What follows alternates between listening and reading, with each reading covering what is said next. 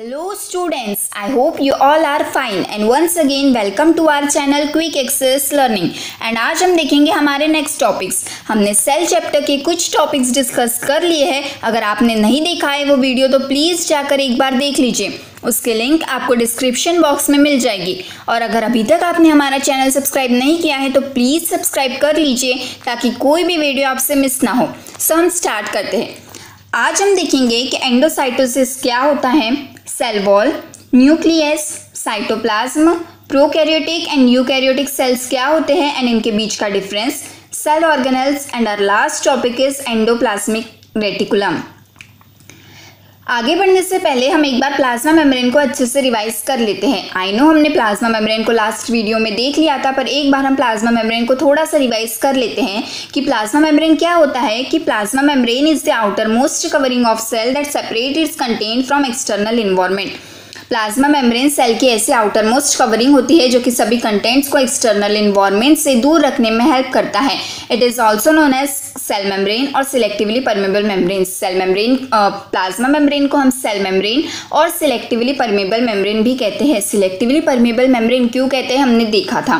Plasma membrane is made up of organic molecules called lipids and proteins. Plasma membrane lipids और proteins से बना होता है और प्लाज्मा मेम्ब्रेन जो है वो फ्लेक्सिबल होता है। आगे हम देखते हैं, आप एक बार इस वीडियो को पॉज करके इस पिक को अच्छे से देख लीजिए कि प्लाज्मा मेम्ब्रेन कहाँ प्रेजेंट होता है, सेल वॉल कहाँ प्रेजेंट होती है, राइबोसोम्स कहाँ प्रेजेंट होते हैं, न्यूक्लियस के कितने पार्ट्स होते हैं, न्यूक्लियस का स्ट्रक्चर किस तरह होता है, ये आप प्लीज़ एक बार वीडियो को पॉज करके देख लीजिए। आई होप आपने देख लिया होगा। ये था हमारा प्लांट सेल। आगे हम देखते हैं एनिमल सेल।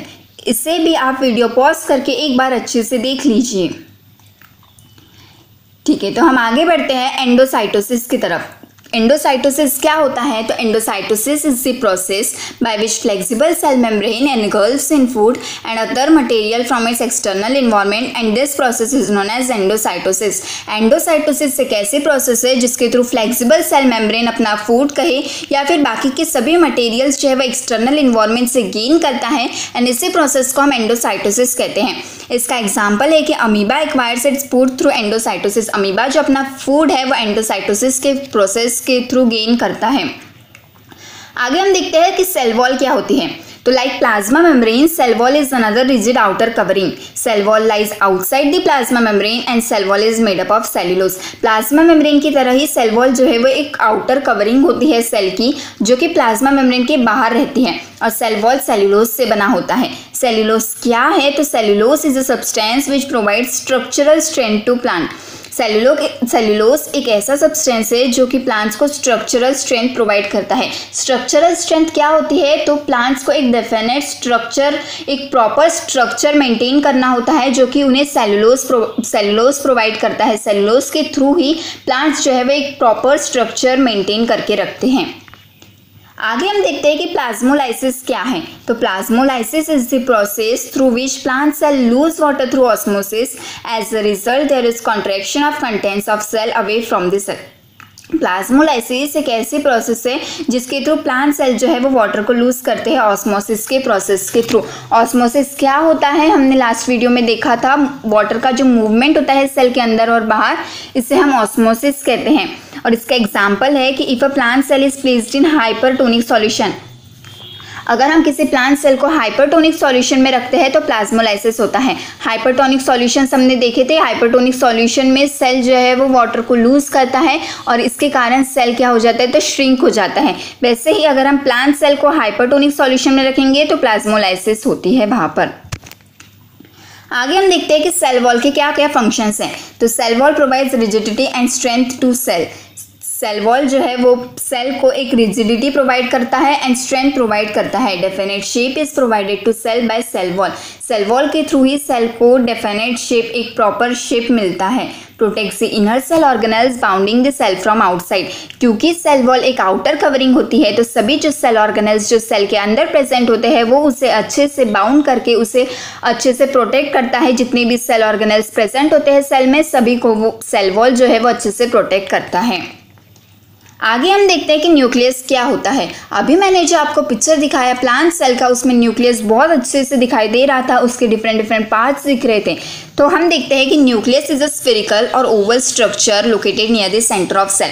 सेंटर में तो नहीं कह सकते, पर सेंटर के थोड़े से पास में एक स्फेरिकल स्ट्रक्चर या फिर ओवल स्ट्रक्चर में दिख रहा था, जिसे हम न्यूक्लियस कहते हैं। Nucleus is also known as control centre of cell. Nucleus को हम कंट्रोल सेंटर ऑफ सेल भी कहते हैं। And nucleus has a double layered covering called nuclear membrane having pores which allow the transfer of material from inside to outside. Nucleus के पास एक double layered covering होती है, न्यूक्लियस की एक डबल लेयर्ड कवरिंग होती है जिसे हम न्यूक्लियर मेम्ब्रेन कहते हैं, जिसमें छोटे छोटे पोर्स होते हैं जिसके थ्रू मटेरियल्स का जो ट्रांसफर है अंदर से बाहर होता है। क्या होता है कि न्यूक्लियस के पास डबल लेयर्ड कवरिंग होती है जिसे हम न्यूक्लियर मेम्ब्रेन कहते हैं, जिसमें छोटे छोटे पोर्स होते हैं और उसी पोर्स के कारण मटेरियल का जो ट्रांसफर है वो होता है अंदर से बाहर तक। ये जो आपको पिक दिख रही है यही हमारा न्यूक्लियस है। आप देख सकते हैं कि एक स्फेरिकल स्ट्रक्चर में है एंड इसके अंदर nucleolus, nuclear pore, chromatin material, nuclear envelope, nucleoplasm सब आपको दिख रहा है। इसे एक बार अच्छे से देख लीजिए। आगे हैं nucleus contains chromosomes which is visible only when cell is to be divide. Nucleus के पास क्रोमोसोम्स होते हैं जो कि तभी दिखते हैं जब सेल डिवाइड होने वाला होता है। ऐसे आपको क्रोमोसोम्स नहीं दिखेंगे, जब सेल डिवाइड होने वाला होता है तभी क्रोमोसोम्स जो है वो आपको दिखाई देंगे। Chromosomes contain information for inheritance of characters from parents to next generation in the form of DNA. Chromosomes जो है वो जितने भी कैरेक्टर्स के इन्फॉर्मेशन है जो पेरेंट सेल से अपने नेक्स्ट जनरेशन में जाते हैं वो सभी को डीएनए के फॉर्म में स्टोर रहता है क्रोमोसोम्स के अंदर। डीएनए का फुल फॉर्म क्या है? तो DNA stands for deoxyribonucleic acid. आगे हम देखते हैं कि chromosomes are made up of proteins and lipids. Chromosomes जो है वो प्रोटीन्स और लिपिड्स के बने होते हैं। And functional segments of DNA are called genes. Genes क्या होते हैं? तो the functional segments of DNA के जो फंक्शनल सेगमेंट्स है वो जीन्स कहलाते हैं। The cell which is not dividing this DNA is present as a chromatin material. हमने देखा था कि जो सेल डिवाइड होने वाली होती है उसमें तो क्रोमोसोम्स के रूप में प्रेजेंट होते हैं, बट जो सेल डिवाइड ही नहीं होने वाली होती उसमें ये डीएनए जो है वो क्रोमैटिन मटेरियल के रूप में प्रेजेंट होते हैं। Nucleus plays an important role in cellular reproduction. Nucleus जो है वो सेलुलर रिप्रोडक्शन में बहुत इंपॉर्टेंट रोल प्ले करता है। जब सेल रिप्रोड्यूस होने वाला होता है तो न्यूक्लियस जो है वो बहुत इंपॉर्टेंट रोल प्ले करता है। न्यूक्लियोइड क्या है? तो an undefined nuclear region containing only nucleic acid. Nucleoid क्या है? कि न्यूक्लियर रीजन जिसमें डिफाइन नहीं होता, प्रॉपरली डिफाइन नहीं होता, जिसमें सिर्फ न्यूक्लिक एसिड ही प्रेजेंट होता है, उसे हम न्यूक्लियोइड कहते हैं। आगे हम देखते हैं कि प्रोकैरियोट्स क्या होते हैं। ये बहुत इंपॉर्टेंट है, तो इसे एक बार अच्छे से समझ लीजिए कि प्रोकैरियोट्स और यूकैरियोट्स क्या होते हैं। तो प्रोकैरियोट्स ऐसे सेल्स होते हैं जिनमें न्यूक्लियर मेम्ब्रेन होता ही नहीं है, या फिर हम कह सकते हैं कि जिनमें बहुत कम न्यूक्लियर मेम्ब्रेन प्रेजेंट होता है, उन्हें हम प्रोकैरियोट्स कहते हैं। एंड यूकैरियोट्स क्या होते हैं? तो ऐसे सेल्स होते हैं जिनमें न्यूक्लियर मेम्ब्रेन प्रेजेंट होता है। ये बहुत ही सिंपल सी चीज़ है एंड याद रखने में भी बहुत सिंपल है कि प्रोकैरियोट्स क्या होते हैं, तो जिनमें न्यूक्लियर मेम्ब्रेन प्रेजेंट ही नहीं होता, या फिर कह सकते हैं कि बहुत कम न्यूक्लियर मेम्ब्रेन प्रेजेंट होता है, उन्हें हम प्रोकैरियोट्स कहते हैं। जबकि यूकैरियोट्स क्या होते हैं? तो जिनमें न्यूक्लियर मेम्ब्रेन प्रेजेंट होता है उन्हें हम यूकैरियोट्स कहते हैं। आगे हम देखते हैं साइटोप्लाज्म क्या है। तो remaining part of cell other than nucleus is called cytoplasm. Cell का पूरा रिमेनिंग पार्ट, न्यूक्लियस को छोड़ के सेल का जितना भी रिमेनिंग पार्ट बचता है उसे हम साइटोप्लाज्म कहते हैं। Cytoplasm is the fluid content inside the plasma membrane. Plasma membrane के अंदर फ्लूइड की तरह एक फ्लूइड की कह सकते हैं, फ्लूइड की तरह होता है जिसे हम साइटोप्लाज्म कहते हैं। Many specialized cell organelles are present in cytoplasm and this cell organelles perform specific functions of cell। बहुत सारे सेल ऑर्गेनल्स जो है वो साइटोप्लाज्म के अंदर प्रेजेंट होते हैं और ये सभी सेल ऑर्गेनल्स जो है वो अपना डिफरेंट फंक्शंस को परफॉर्म करते हैं सेल की। आगे हम देखते हैं प्रोकैरियोटिक एंड यूकैरियोटिक सेल्स में क्या डिफरेंस होता है। तो प्रोकैरियोटिक सेल जो है वो जनरली स्मॉल होते हैं साइज में, जबकि यूकैरियोटिक सेल जो है वो लार्ज होते हैं as compare to prokaryotic cell. Prokaryotic cell में न्यूक्लियर रीजन जो है वो न्यूक्लियर मेम्ब्रेन से सराउंड नहीं होता है, जबकि यूकैरियोटिक सेल में न्यूक्लियर रीजन जो है वो न्यूक्लियर मेम्ब्रेन से सराउंड होता है। प्रोकैरियोटिक सेल्स में सिर्फ सिंगल क्रोमोसोम से प्रेजेंट होते हैं, जबकि यूकैरियोटिक सेल में एक से ज़्यादा क्रोमोसोम्स प्रेजेंट होते हैं। आगे प्रोकैरियोटिक सेल में न्यूक्लियोलस एब्सेंट होता है, जबकि यूकैरियोटिक में न्यूक्लियोलस जो है वो प्रेजेंट होता है। न्यूक्लियोलस क्या है? तो न्यूक्लियोलस न्यूक्लियस का ही ऐसा पार्ट है जो कि आरएनए को कंटेन करता है। आरएनए क्या है हम आगे देखेंगे। प्रोकैरियोटिक में मेम्ब्रेन बाउंड सेल ऑर्गेनेल्स जो है वो एब्सेंट होते हैं, जबकि यूकैरियोटिक में मेम्ब्रेन बाउंड सेल ऑर्गेनेल्स जो है वो प्रेजेंट होते हैं। मेम्ब्रेन बाउंड सेल ऑर्गेनेल्स क्या है? तो हमने अभी देखा था कि सेल ऑर्गेनेल्स के अराउंड एक मेम्ब्रेन होती है जिसके थ्रू सेल ऑर्गेनेल्स की डिफरेंट एक्टिविटीज़ जो है वो एक दूसरे में मिक्स ना हो, सभी कंटेंट्स जो है वो एक्सटर्नल इन्वायरमेंट से दूर रहे, उसके लिए मेम्ब्रेन बाउंड होता है, जो कि प्रोकैरियोटिक में एब्सेंट होता है जबकि यूकैरियोटिक में वो प्रेजेंट होता है। प्रोकैरियोटिक में सेल डिवीजन जो है वो फ्यूजन या फिर बर्डिंग के थ्रू होता है, जबकि यूकैरियोटिक में सेल डिवीजन जो है वो मायोसिस या फिर मियोसिस के थ्रू होता है।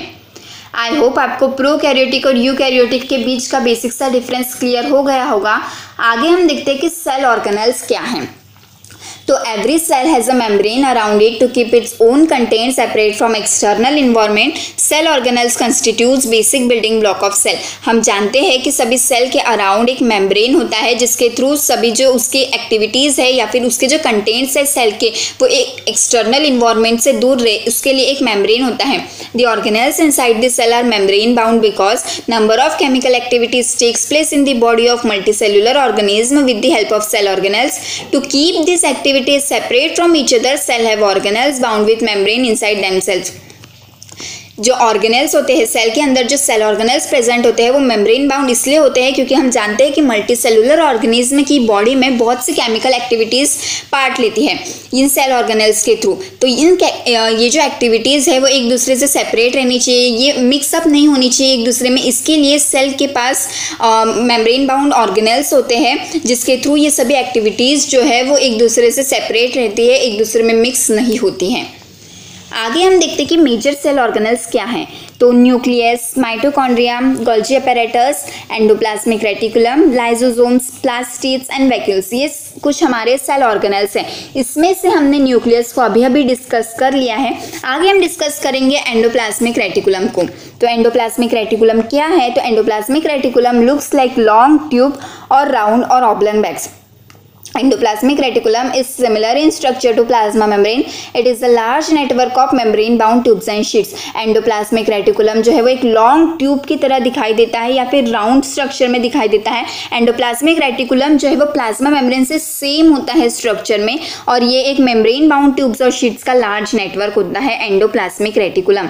आगे इनके फंक्शंस देख लेते हैं। तो since endoplasmic reticulum varies greatly in appearance in different cell, so it forms a network system. Endoplasmic reticulum जो है वो बाकी सभी सेल से स्ट्रक्चर में या फिर अपीयरेंस में बहुत ज़्यादा वेरी करता है, बहुत ज़्यादा डिफरेंट होता है, तो ये एक नेटवर्क सिस्टम को फॉर्म करता है। It serve as channels for transport of material between various regions of cytoplasm और बिटवीन साइटोप्लाज्म एंड न्यूक्लियस। ये एक चैनल के थ्रू जो भी ट्रांसपोर्ट होता है साइटोप्लाज्म के डिफरेंट रीजन्स में या फिर साइटोप्लाज्म से न्यूक्लियस में जो भी ट्रांसपोर्ट होता है मटेरियल्स का, उनके बीच ये एक मीडियम की तरह काम करता है endoplasmic reticulum. It also functions as cytoplasmic framework providing a surface for some biochemical activities of cell. Cell की कुछ बायोकेमिकल एक्टिविटीज़ के लिए ये एक साइटोप्लाज्मिक फ्रेमवर्क के रूप में भी काम करता है एंडोप्लाज्मिक रेटिकुलम। ये हमारा 3D एंडोप्लाज्मिक रेटिकुलम है। इसमें nuclear envelope, nucleus, RER, SCR, ribosome सभी प्रेजेंट हैं। आगे हम देखते हैं कि एंडोप्लाज्मिक रेटिकुलम कितने टाइप के होते हैं। तो एंडोप्लाज्मिक रेटिकुलम हमारे पास दो टाइप के होते हैं, रफ एंडोप्लाज्मिक रेटिकुलम जिसे हम RER भी कहते हैं, एंड स्मूथ एंडोप्लाज्मिक रेटिकुलम जिसे हम SCR भी कहते हैं। आगे rough endoplasmic reticulum looks rough through a microscope because it has ribosomes attach to it. जब हम माइक्रोस्कोप से रफ एंडोप्लाज्मिक रेटिकुलम को देखेंगे तो वो थोड़ा रफ दिखेगा। क्यों? क्योंकि उसमें राइबोसोम्स जो है वो अटैच होते हैं, उसमें छोटे छोटे राइबोसोम्स लगे होते हैं जिसके कारण जब हम उसे माइक्रोस्कोप से देखते हैं तो वो रफ दिखाई देता है। राइबोसोम्स क्या होते हैं? तो ribosomes are the site of protein manufacture. हमारे सेल में प्रोटीन कहाँ मैन्युफैक्चर होता है? तो उसका आंसर होगा कि राइबोसोम्स। राइबोसोम्स ही एक ऐसी जगह है जहाँ पर प्रोटीन जो है वो मैन्युफैक्चर होता है, जिसके कारण राइबोसोम्स को साइट ऑफ प्रोटीन मैन्युफैक्चर भी कहा जाता है। The manufactured protein is then sent to various places on cell depending upon need using endoplasmic reticulum. ये जो प्रोटीन मैन्युफैक्चर हो चुका है राइबोसोम्स के थ्रू, उसे सेल के डिफरेंट प्लेसेस तक पहुंचाया जाता है। जैसे जैसे उसकी ज़रूरत होती है वैसे वैसे एंडोप्लाज्मिक रेटिकुलम के थ्रू जो मैन्युफैक्चर प्रोटीन है उसे डिफरेंट प्लेसेस तक पहुंचाया जाता है सेल के। आगे हम देखते हैं कि स्मूथ एंडोप्लाज्मिक रेटिकुलम क्या होता है। तो smooth endoplasmic reticulum helps in manufacture of fat molecules और lipids which are important for cell function. Smooth endoplasmic reticulum जो है वो फैट और लिपिड्स का मैन्युफैक्चर करने में हेल्प करता है, जो कि हमारे सेल की फंक्शनिंग के लिए बहुत ज़्यादा इंपॉर्टेंट होता है। सम ऑफ द प्रोटीन्स और lipids helps in building of cell membrane. This process is called membrane biogenesis. Membrane biogenesis क्या है? तो कुछ प्रोटीन्स और लिपिड्स जो है वो हमारे सेल मेम्ब्रेन को बिल्ड करने में हेल्प करते हैं और इसी प्रोसेस को हम मेम्ब्रेन बायोग्नोसिस कहते हैं। Smooth endoplasmic reticulum plays a crucial role in detoxifying poisons and drugs and liver of animals. Animals के लीवर से पॉइजन्स और ड्रग्स को डिटॉक्सिफाई प्यूरिफाई करने में स्मूथ एंडोप्लाज्मिक रेटिकुलम जो है वो एक बहुत इंपॉर्टेंट रोल प्ले करता है। आई होप मैंने आपको अभी तक जो भी समझाया आपको अच्छे से समझ में आ गया होगा, और जिन्होंने इससे पहले वाला वीडियो नहीं देखा है प्लीज़ जाकर एक बार देख लीजिए। इस वीडियो को ज़्यादा से ज़्यादा शेयर करें, लाइक्स करें और प्लीज़ हमारा चैनल सब्सक्राइब करना ना भूलें। और एक इम्पॉर्टेंट बात कि नोट्स एंड एनसीईआरटी क्वेश्चंस का वीडियो हम प्रिपेयर कर रहे हैं, आपको जल्दी ही मिल जाएगा, तो प्लीज़ सब्सक्राइब कर लीजिए हमारा चैनल ताकि टाइम पर आपको हर एक अपडेट मिल जाए। Thank you.